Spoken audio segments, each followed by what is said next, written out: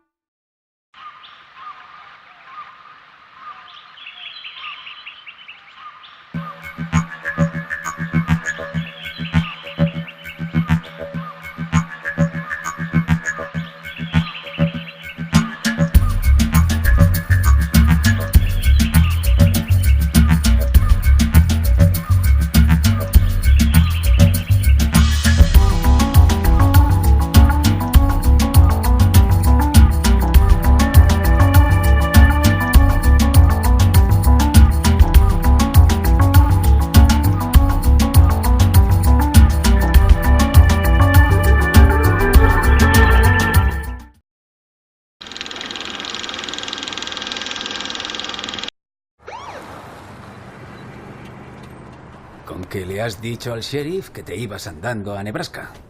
Eso es. A por mi $1.000.000. Este es Buddy Grant. Estamos autorizados para pagar $1.000.000 a Woodrow T. Grant, de Billings, Montana. Este es su hijo. No has ganado nada. Es un timo total. Tienes que olvidarte de esto. Se me acaba el tiempo. Esta es su mujer. No sabía ni que el muy hijo de puta quisiera ser millonario. Tenía que haberlo pensado hace años y ponerse a trabajar. ¿Cuánto tiempo va a estar aquí? ¿Qué daño hace dejar que viva su fantasía un par de días más? Esta es su familia. Woody es la comidilla del pueblo. ¿Por qué no nos has dicho que eres rico, Woody? David me lo prohibió. Lo llevas encima. Sí, molaría ver cómo son $1 millón. Y este es el problema. ¡Joder! ¡Woody Grant es millonario! ¡Woody, invita a una ronda! Si Woody se hace rico y yo no veo ni un centavo, eso estaría mal. ¿Está amenazando a mi familia? Todo el mundo dice que Woody Grant es millonario. No es para tanto. ¿No es para tanto? Dios, $1 millón por aquí, $1 millón por allá. Hasta el periódico va a hacer un reportaje sobre ti.